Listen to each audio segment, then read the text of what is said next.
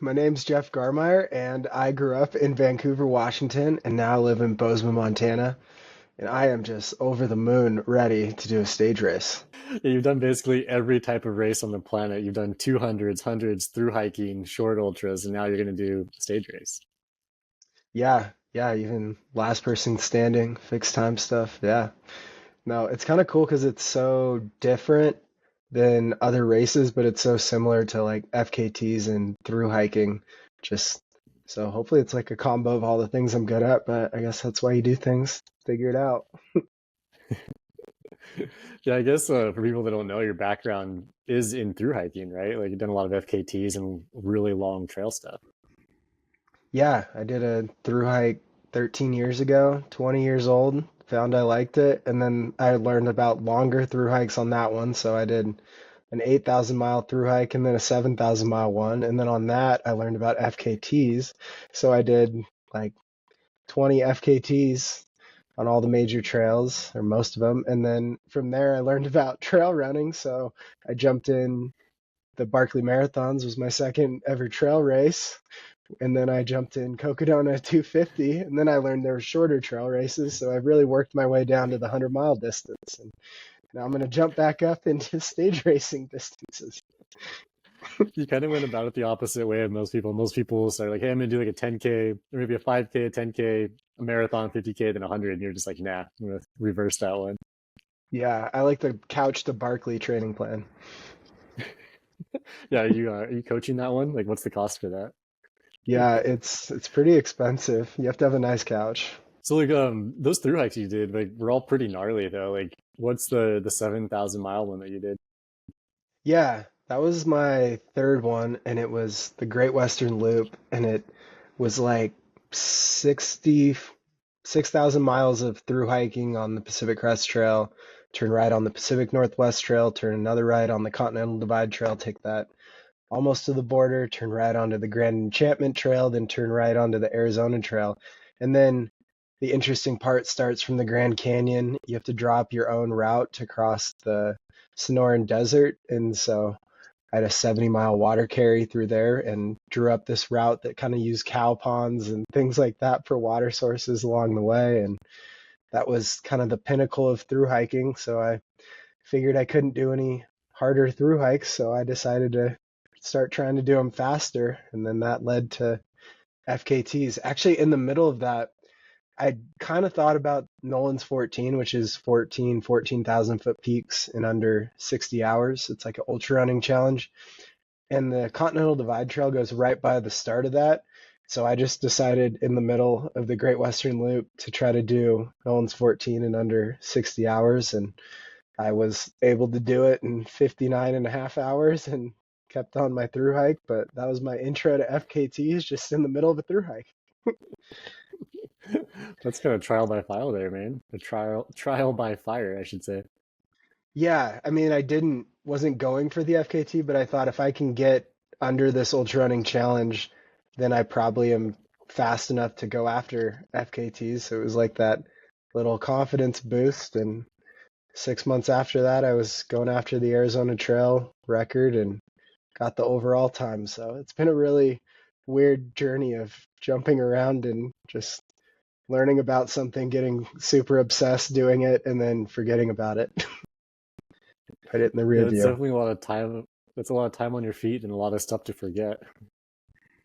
Yeah, I don't know. I think it's just you jump into the next thing. Like even this year, raced like over 1,000 miles worth of races, and then just am trying to look forward and figure out what next year is because all those are done. Don't matter anymore.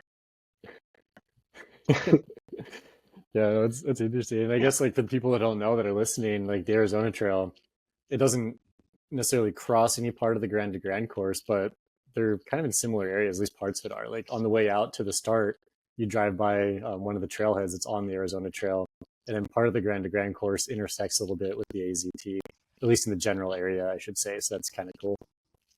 Yeah, definitely. It probably like right down by Kanab or something, I guess it would be. Yeah, it Yeah, might like up by cross it. Jacob Lake in the Orderville trailhead. Yeah, it probably Yeah, is it's up in that really area. close. Yeah. Yeah, the Kanab Yeah, like one of National the camps is Forest. I think it actually, does. I think it does cross it. Yeah. yeah. So you're kind of familiar with that area. I guess you'll see it again next year. Yeah, I love that area, like Pariah Canyon and stuff like that. And I actually went to driving down to run Mogollon Monster in September. Uh, have driven by that Coral Sands State Park a bunch of times, and then this time was finally like, all right, we're stopping. So pulled off and spent half the day running on the sand dunes because it was like I've driven by so many things in that area, but never pulled over because usually on the way to something. So a lot to see in that. No, not many people, but lots of natural features out there. That's the best part about it, man. Like I'm packing up tonight to go out there with a friend tomorrow. We're going to spend a few days around Kanab. And it's just such a beautiful area. Like the sand dunes at Coral Pink are incredibly beautiful. At night, it's awesome. And one of the Grand to Grand camps, it's after the long stage where you go through the dunes. You camp at the Okay. spot where you're just like super remote. There's no cell service. And you're looking into the back of Zion National Park. And it's just like, it's just mind blowing to see that view. It's super cool. Wow. Yeah, I mean the night skies down there alone are pretty unlike anything you get near a city, so it's a pretty sweet area. Dude, yeah, I love it. Like it's freaking beautiful. And like there's just really good trails and good people. And it's a cool place to be. But maybe I should just stop like reminiscing on one of my most favorite places on the planet and talk about Grand to Grand a little bit more and you're through hiking and stuff. Like it's interesting, I think, how recently I've noticed this a lot, especially with these longer races like stage racing and with 200s and stuff. Like there's been a big crossover of people that go from through hiking and they get into running because it's not like you're running a marathon and they just have to run like 5:30 pace the entire time. Like trail running and ultra running and stage racing are like so much more different because there's a different type of strategy that goes into it. And I think there's a lot of similarities between through hiking and stage racing. Yeah, I think that, well, even just that day after day type thing rather than a true marathon or something where it's just a couple hours and you're done. The having to get up and do the same thing the next day is a lot more similar to, well, trail running in general is a lot more similar to through hiking than I guess more traditional running, where a lot of it is hiking anyways. Even the winners of like Hard Rock are hiking a lot of it. So yeah, there's a lot more crossover between, well, FKTs even too, and through hiking and trail running. And I think, yeah, stage race is kind of that middle ground that nothing else is in, where it's a little bit of support, but mostly you're just on a multi-day adventure. Yes, like what's so interesting to you about that? Because obviously you've done, like you just said, you've done all these really long hikes and you've done Cocodona 250 and other races as well. So like what's intriguing to you about a stage race or even just doing these really hard, difficult things day in and day out? Because I think most people would see them like, why would you want to go out and suffer so much? And here you are doing it like on repeat essentially. Well, I like doing all the different things, and I feel like every time I find a new type of thing in that foot travel space, I do it or try to go after it. And I've never done a stage race, and there's a few of them around the country or the world that people always talk about. And I don't know, it seems appealing. And I don't know, it's close by in a really cool area and fairly attainable. So I think the mystery is more the intrigue. I've never done a stage race, so I don't know all the aspects or why it'd be good, but I think the fact that it's something different is kind of cool. Like even jumping in fixed time stuff, like 3 or 4 years ago, I would have thought that was so monotonous or stupid or something, but I actually really enjoyed that. And now that I've done some, it's like, all right, well, what's the next new thing that I've never tried that I want to check out? And it looks like it kind of marries that FKT and racing vibe, and that's seems like it might be a sweet spot, so we'll see. Yeah, who knows? It could be your thing now, your new thing. Yeah, I mean, it is a really cool way to just know exactly what you're doing each day because there's so much unknown in a through hike or an FKT. It's already slotted out what you're doing each day in a stage race, but in the middle of that day, how you cover those miles is up to you. So it's kind of both parts of both things rather than a through hike is like start now and end in 2,600 miles. It's a little unstructured. Yeah, I guess with a through hike, you could be doing, say, 60 miles a day or 30 miles a day. Like, it's not like Or you're doing like a 10. marathon and then a 50K. And yeah. Yeah. Yeah, it definitely depends, right? Yeah. I think Yeah, the something that's interesting. aspect, Oh, go ahead. the aspect that I'm good at too is the multi-day stuff. And it's pretty hard to get that. In 200s, you get like 3 days maybe, but once you stack more days on that, I think I'm even better. So that's kind of cool about a stage race too, is you can't really get there through these races that are just a certain distance rather than a number of days. So it's almost that fixed time feel where everyone's going to do all these days, but within those days you can do them a little faster or slower, or whatever. Yeah, that's a good point. I never really thought about it that way. And then I guess also too, like we were talking about, it's not just running. Like there's so much strategy involved as far as like your pacing and your pack, like I guess building out your pack. I was gonna say pack packing, but putting your pack together. Because like that's a huge aspect of it as well. It's like it's not just going out there and running like a 3:30 50K, which is fast. It's like you have to figure out, okay, I got to run this fast this day, have this many calories and these calories for the week, and I have this pack on my back with all my stuff for the week. It's like there's a lot of variables that come into play more so than a marathon or even like a 200 where you're not carrying anything besides like the required gear. Yeah, it's almost like thinking of it as an FKT where you don't go out on day one and do the most miles that you can do because you won't be able to move on day two. So it's like not burning it out on day one and not being able to move the second day. So there's probably a ton of strategy I need to pour over. I got to watch the tape from last year and see how people structure these things. No, but really though, like it's interesting to see that happen because like I think a lot of people just want to go out and hammer because I think the first day is relatively flat.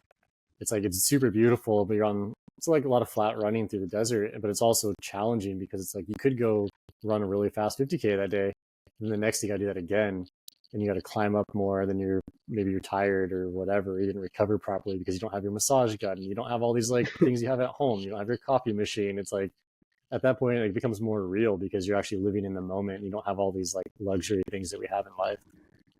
Yeah, and it's a little crazy because, say, like at the start of a 200, you watch 70 people just running 8-minute miles right from the start, and you know that you're going to catch up to them, but it's also scary to watch that many people run ahead of you. So it's it's just an interesting dynamic. That start line energy is so interesting, and I imagine that takes place on all of day one, and you still have many more miles, and especially if it starts gradual, that's when I don't know. We'll see how it goes, but it's interesting that it's cumulative too. So one day doesn't carry as much weight as the overall.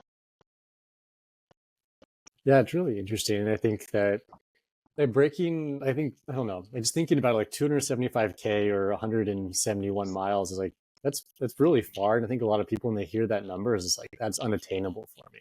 Like, there's no way I could do a 100 miler and much less 171 miles through the desert, self supported. But I think breaking it up makes it more of an attainable goal because it's like these bite-sized chunks versus doing it all at one time. And so like instead of just Mhm. like I'm gonna go out and suffer non-stop, it's like you can go run and you can hang out. You go run and hang out. So it's like it's more of an attainable goal, I think, at least in my brain. Yeah, it's structured in a way that makes it nicer to get to the end rather than just that continuous push and then at one point you can't go any further. So, yeah, I think it is set up in those manageable chunks, just like kind of how if you run 80 miles in a week, maybe you couldn't run 80 miles straight, but over the course of that week, all those runs add up. So it is broken down and feels a lot. Yeah, it doesn't really feel like signing up for a 171-mile race. It more like feels just doing day after day, I guess. So yeah, it is a different mindset than like a 200 or something. Yeah, like thinking about it like that too, like you're saying, like mileage wise per week, like I think a lot of people would think like running a 50 miler is just out of the question. Like two marathons essentially back to back is just that's just a lot of running. But when you break it up over the course of a week, 50 miles in 7 days, that's like what? 7 miles a day. Like that's attainable for a lot of people, especially if you're just in a normal training block. So like it's not like something where you have to like kind of psych yourself out, or even like you're thinking about your long through hikes, like the Arizona Trail. It's 800 miles. Like you didn't go out and think like I'm going to go do 800 miles today, did you? No, on everything, even if it's like an 8,000 mile thing, it's never about doing 8,000 miles because that's too much for your brain to even think about. Even a 100 miler is you, even just doing javelina last month, you think about it like the first loop, then the second loop, and the third loop, and the fourth loop. Before you know it, you've gone 80 miles and you're rounding for that 100 mile mark. It's impossible to think of probably anything further than maybe a marathon or a 50K. So just breaking it up naturally is a lot easier. I mean, on a through hike, the mindset is you just wake up and you're doing that day, and you go to bed and you wake up and you do the next day. And that's how it goes. And before you know, it's added up to this amount of miles that's hard to believe your body can even do. So I think it's that whole kind of mindset. Yeah. Do you say when you run a shorter race, and shorter is relative here, but like say like a 100 miler or even like javelina where it's like 5 20 mile loops essentially. Did you break it up by like aid station to aid station? Like, okay, loop one, I'm going to run these 6 miles and then 7 miles. Is that how you thought about it? Or was it all just like a 20 mile segment in your head? Yeah, every aid station, especially on that one, it's just like an hour, and then I'm at the next one, another hour. So it just naturally breaks itself up. So yeah, I think that's the key in any long day, even just like a training run or climbing a mountain out here. It's like I'll just run up to the summit, take a couple photos, and that's step one. Step two, turn around and run back because that's running. Yeah, I think everything has to be broken up. It's too hard to think I'm going to go out for an entire day of running. No, I totally agree with that. Like, I don't know, like, I don't think people can even be in race mode the entire time for like, say, a 100 miler or something. Like, you have to kind of let your brain relax. Otherwise, you're just burning all this mental energy. So, probably even more so in like in a stage race where you can break it up day by day and then break up every day by segments, like a checkpoint to checkpoint. And even like once you finish the day, it's like, well, now you have this downtime. Like, okay, how am I going to break up the rest of the afternoon? Like, what am I going to do for recovery? It's like these like little things you can look forward to. It's like, oh, now I'm going to have a snack here. I'm going to eat here. I'm Yeah, going to do this here. Just like make it a little easier to comprehend. yeah, and I like to break things up in hours too. So it's like 2 or 3 hours, and then do whatever, eat something or take a little break or whatever it may be. But that, yeah, I think just making it manageable chunks. In through hiking, I always did 3 hour blocks, and I'd get between 10 and 12 miles in those 3 hour blocks. And then maybe it ends at a water source and just like jump in real quick or fill up some water, make a snack or whatever it may be. But it's like to me, feels like the most manageable way to break the longer things up is 3 hour chunks, or in races, the aid stations are kind of set in stone for you too. But yeah, it's just too hard to think about things in the longer form, which is so weird because that's what I thrive in, is the really long stuff. Yeah, I guess you're good at just like breaking things down into chunks and looking at the bigger picture. That's what it sounds like, anyways, from my like uneducated perspective. Yeah, I think you just take the bigger picture and that's the end goal, but it's got to be made up of a bunch of smaller plans and then eventually you get there. Yeah. Let's talk about like efficiency within like packing and like obviously more so with through hiking, but then also very much so in grand to grand where like you are on a structured schedule every day.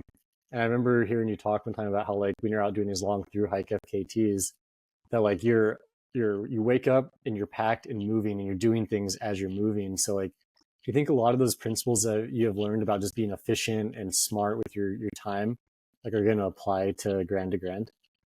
Yeah, and they've applied a lot to ultra running too. It's everything from knowing which pocket everything's in your pack, never having to take your pack off to get something out of the bag. All those little things, for one, they break up like your flow or your rhythm, and then they also just make it a little bit of a headache, and it's a lot easier to just kind of be moving forward, grabbing what you're eating while you're moving. And if you ever need to take a break or reset, then you can actually have a full rest rather than messing with things in your pack or things like that. And so, like through hiking or especially FKTs, I'll be packed up in like, I think it's like 5 or 6 minutes is what I'll usually aim for. And I'll be eating breakfast, and then brushing my teeth while I'm moving. So the pack up portion is just getting everything in my pack. My food's already out and reachable, and I'm moving before I've done any of the normal morning things like eat or brush your teeth. So yeah, it's all just microseconds that add up into bigger things. And if you save 10 minutes packing up, that's like a whole mile that you've made up on someone else. No, that's a super good point. Like 10 minutes is 10 minutes, and like that adds up, especially over like the course of a week or multiple months, like you've been doing out on these long trails. Yeah, I mean, just say like the long trail or something, if it's 5 or 6 days and 10 minutes morning and night, that's like, I don't know, 2 miles a day. So you've made 12 miles up on someone who's 10 minutes slower doing that. And that's a lot of time in those FKTs and that kind of thing. So I also think it just gives a little bit of a better feeling too when you feel like you're organized and everything's where it should be and you just have it all figured out. Just a lot of ultra runners that have gone over to the FKT or multi-day space, you hear stories about how inefficient they are, even with the support crew, that it's just taking them hours to get ready in the morning or hours to go to bed at night. And even if you're done with the miles that you're doing, you want to be able to go right to sleep or be laying down recovering. You don't want to be messing around for an hour and a half. Like that's still work and exertion and stuff that you're doing. You want to be able to just eat and be done for the day as opposed to just wondering where you packed everything, just being a mess, that kind of thing. Yeah, and I imagine too, like let's take something simple like chapstick, for example. Yeah. Like when you're in the high desert, it's dry and like whatever, but like if you pack a chapstick somewhere, like say it's just in the bottom of your pack, for example, and you can't find it, you just totally space where it is because you're tired and exhausted, like that's frustrating. So that's like something for you that you're thinking about, wasting mental energy, then you're just frustrated the entire day. Then you finally find your chapstick and you're like, oh, like I packed this poorly. And it's like something that I don't know, I just imagine it being like a calorie burn essentially, and like I don't know, just almost like a time suck in the end. Yeah, and a mental spiral too, because you go from like, oh, where is this? You're anxious looking for it. And then when you find it, you're like, well, I'm such an idiot. So then you're down on yourself on that end too. So yeah, all those little ways to, because it, after, I don't know, maybe 100 miles or whatever, it becomes way more mental. And so if you're in a better mood, your body's going to be better. You're going to be less tired. So there's so many little things you can control that contribute to that because it's already going to be hard and your feet will hurt. And then you add all that on top of it. And I think that's why a lot of people quit ultras. It's not because they're not fast enough. It's because they wasted too much time or mental energy doing things that took away from actually doing what they're trying to do. Yeah, I think that's a very good point. And even like little things, it's like, okay, well, maybe like, I don't know, something random hurts. It's like, well, that's probably going to go away. Like, it's probably not a serious injury. So if you spend all day thinking about that, like 6, 7 hours, then you go to bed thinking about it and you wake up thinking about it. It's almost like you're like going to make that thing materialize into Yeah. something extreme when it's not. Yeah, and if you think about it in the morning and then it comes back after like mile two, then you're just going to be like, yep, I knew it was going to be bad, instead of just letting it be how it's going to be. And then it becomes an excuse or a reason to do worse. And yeah, all those little things just play so much into stuff. As soon as I feel something hurting, I completely try to ignore it or tell myself that, oh, it's fine, or I'm going to wake up in the morning and my knee won't hurt so bad, or something like that. It's just a mindset of, I don't know, if it's injured and bad enough, you'll definitely know it. You don't have to convince yourself if something's injured. That's kind of my philosophy. You'll know if you're hurt. I think it's a very good takeaway from this show. If that's the only takeaway you have, it's like it's that. And like honestly, thinking about it this year, this girl Melanie, she lives in Kanab. She's a guide, and she's super strong and tough. And she started the race out, and I don't remember exactly what happened, but like something with her shoes and some crazy blister issues. And so day two, like instead of just quitting, what she did is she's like, "Well, I'm just going to wear my sandals." And she had a pair of Luna sandals that she brought to wear around camp at night. And then she ran the rest of the race in her sandals. So instead of just complaining and quitting because all my feet hurt because of my shoe choice, she's like, well, this is what it is, and I'm going to finish. And so then that was it. like she wore sandals for the rest of the race. She ran the entire race essentially in her Luna sandals. And I think most people would look at that and be like, well, that's like, I would have just dropped and quit because my feet hurt from my shoes. But her thought was like, why would I quit? Like, I'm out here doing something, I'm going to finish it. And to me, that was really inspiring. It's a really cool takeaway to, one, see how tough she is, but then two, like, have a problem and just deal with it in the moment. It was really cool to see. Yeah, that's like exactly the through hiking or FKT mindset. When I had my foot blister and then crack open on the Arizona Trail, I just super glued it back together and finished it out. It's like you have whatever tools in your backpack, and that's what you have to fix what you got, whether it's like duct tape your foot up or change shoes or try different socks or go without socks or whatever it may be. As long as you have like another solution to try, then there's another reason to keep going. Even 100 miler up here in Montana, my stomach was a huge mess, but I kept convincing myself that the next flavor of like a gummy bear or something would be the one that my body could get down. So just even being a little bit positive about this, trying one new thing was sort of that reason to keep going and keep trying rather than just being hopeless immediately. So yeah, I think that's really the key to anything longer than a few hours, is just to have a number of tools to fix things, and then just convince yourself that each one is going to be the thing that solves it. And before you realize if it solved it or not, you've gone a few more miles, so you're a few more miles closer. That's right. Like, what about like, let's just say like you're just in a really negative spot. 'Cause I think that's bound to happen with any sort of ultra. Like, I've experienced it. I'm sure you have. Just had some really dark moments and you're out there and kind of miserable. Like, do you have any like mental tricks that you do to get through things, or do you just like tell yourself to suck it up and carry on? Man, I yeah, I think I never have low points. No, I'm just kidding. Yeah, a lot.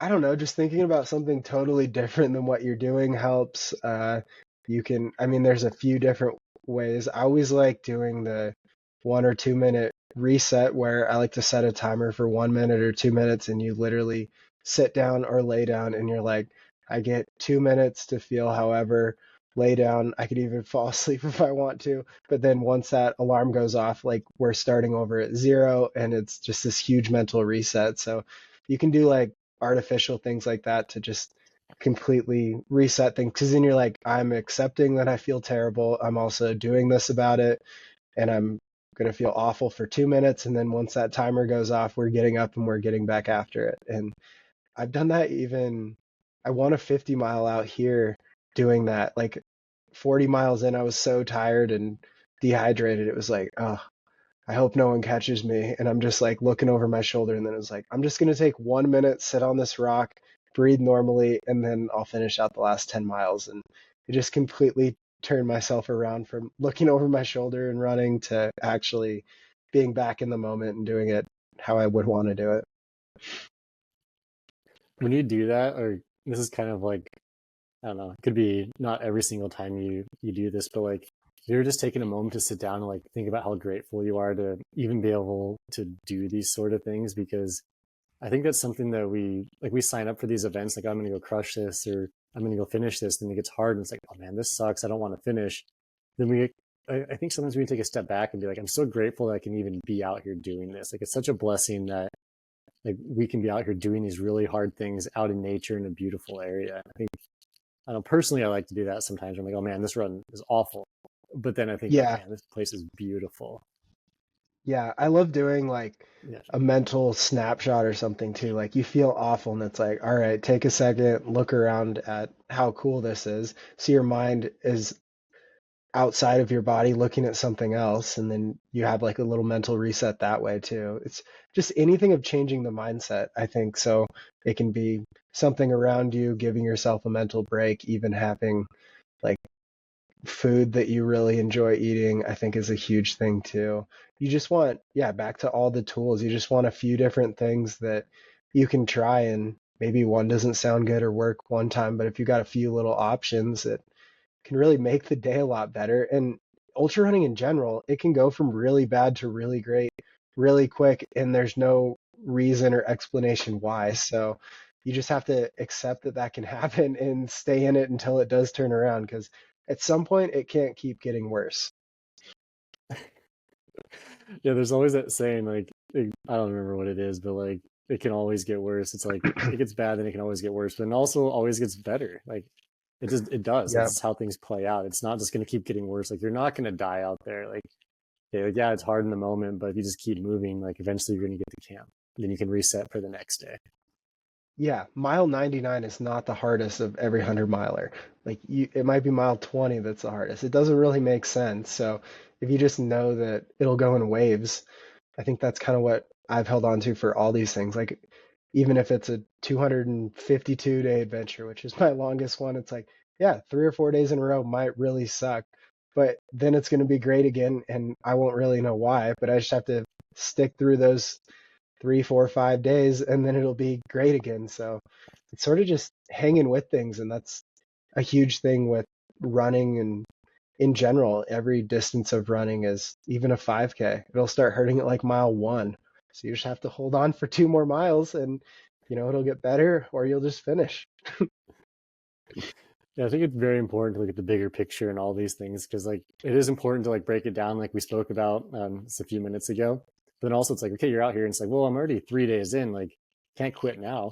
Like I'm already halfway Yeah. through or something. It's like just gotta keep going, because it only gets better at that point. Because like, okay, then you get one step closer to your goal, and you can actually finally see the finish line. And like it's just crazy, like what your brain and body can do when like subconsciously it knows that you're like so close to being done, and it like gives you, somehow you get more energy and focus. You can just like crush the end of something. It's pretty incredible.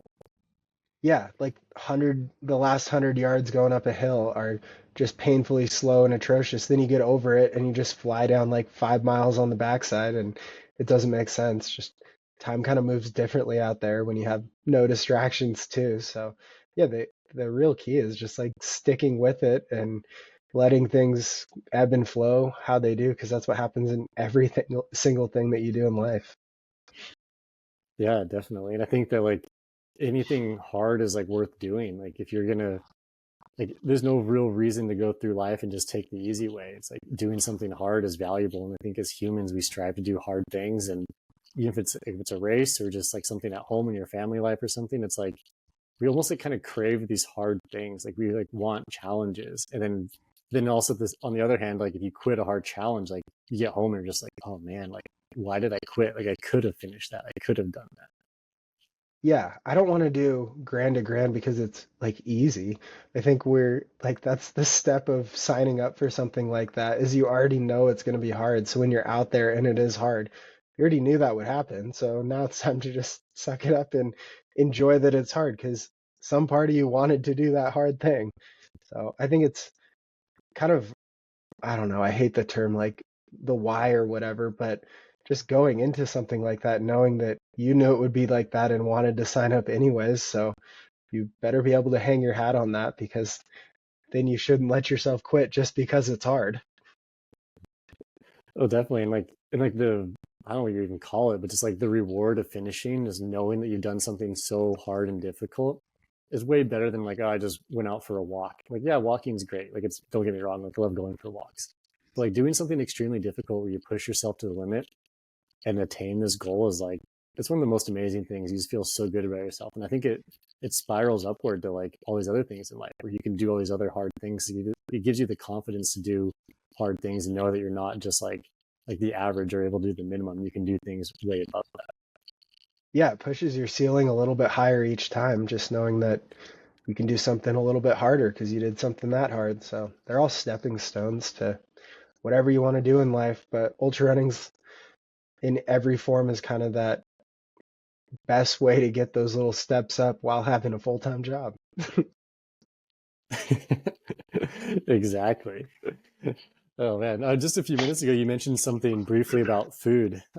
Just real quick, as we're getting towards the end of the show, have you thought about like your food? Are you gonna do the same thing you did for a through hike, or are you gonna swap things up a little bit differently? Well, I probably won't bring 24 frozen burritos on this and let them slowly thaw throughout the week. That was more what I did in I my think you should. 20s. Yeah, El Monterey or whatever. If they sponsor me, maybe. Yeah, I don't know. Probably just A lot of snacks, nuts type stuff. I don't know. Easy to eat is the best because if you're carrying dead weight food that you can't eat, then what's the point? So I've tried peanut butter before, but it just starts with me and ends with me because I don't get into it. So I think the key is just experimenting with a few things. I'm not sure. I've done a lot of liquid calories and gels in the desert, but I'm going to need something a little more substantial for a multi-day effort. Yeah, it's interesting because I think it's a mixture of like things that'll give you like quick energy for the day for the running part, but then also you need real food too because like you can't have like 3,000 calories of just like sugar because you're gonna be starving at night. But the same hand, Yeah. or the other hand, you can't just have like straight protein all day because then it's not like a proper fuel source. Yeah. I might bring like protein powder or something. Have one of those each night or in the morning or something. I don't know. I'll have to think about this, but I've done wrap type things, but I'll have to figure out what I'll keep for that long. Like tortilla wraps of Yeah. various stuff. Oh yeah. I guess that could work. I guess those are pretty lightweight, right? Like a tortilla. I never really thought about Yeah, that it's before. good calories per ounce. Fairly good. So I could just Yeah. drink olive oil, What maybe.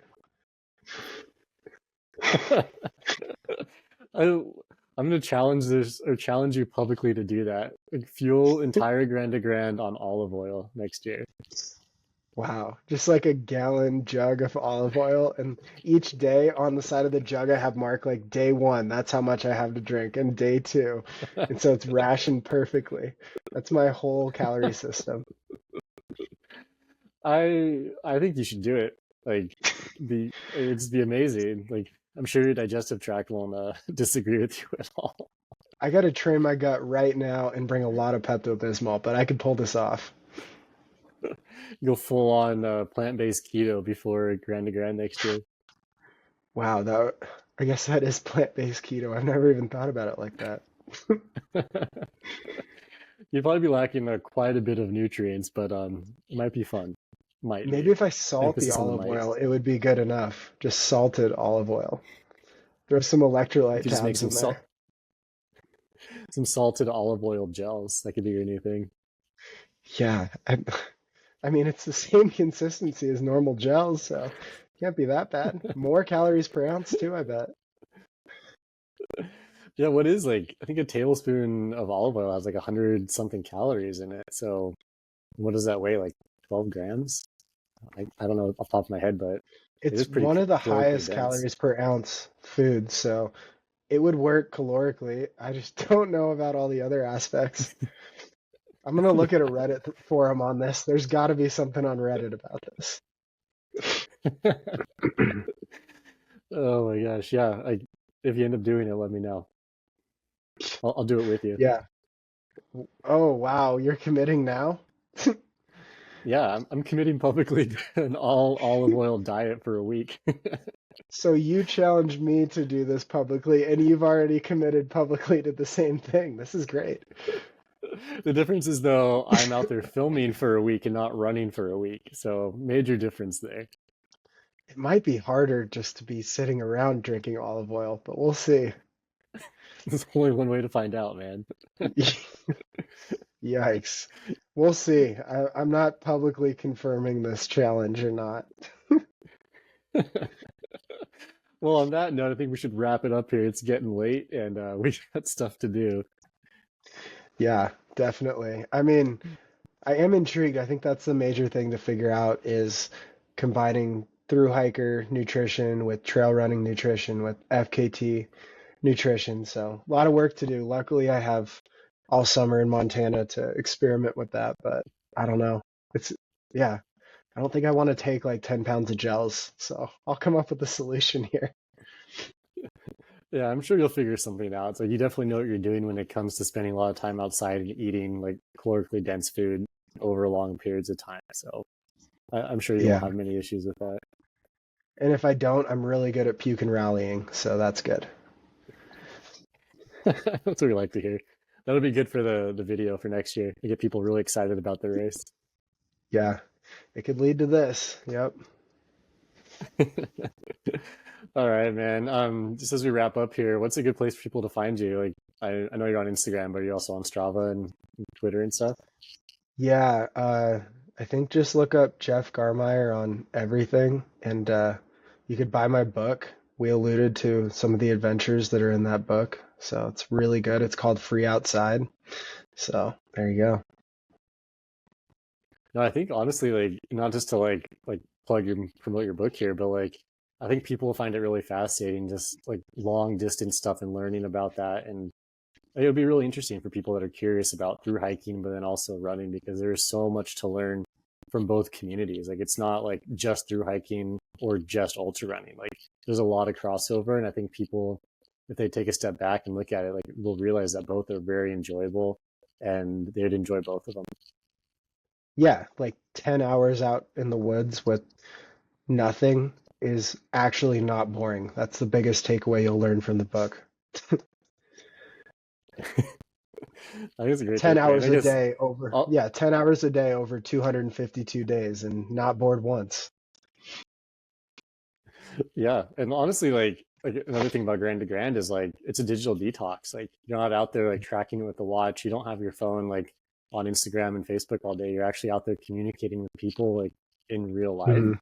and it's a cool thing because I mentioned this before in some of the other podcasts with people for Grand to Grand, but like I've met people out there, and years later I'll see them randomly on a run or at a race or something, and it's so cool because you spend all this time with people, and you're actually having a real conversation, and you actually have a real like like friendship with this person, or you create a real friendship. And it's not like you're out there just like talking to somebody while scrolling Instagram or like answering emails or something. Like you actually get to know somebody, and you're not distracted, and you're in this beautiful location with great people doing something hard, and like you just like form these really strong friendships. So like I know it's different than through hiking solo, but I think there's a lot of parallels there. Yeah, that trail running, even like last person standing stuff, you build a relationship over many hours of running together, and that's when you can become friends with someone in like one day because you go through the most basic things in life together. Everything from going to the bathroom to eating to sleeping. You just get to know each other in this sped up way rather than learning about someone just by going on a few dates. It is kind of the coolest intimate experience of just you're out there doing this hard thing together and you've let down all your barriers and you just become friends with people over this one thing in common. Some of my best friends are so different from me, but we just met while through hiking, and that's all it took. One common thing, and we're great friends even though we have nothing else in common. Well, that's awesome, man. Well, we'll wrap it up here then, and let you get on with your evening. Yeah, thanks.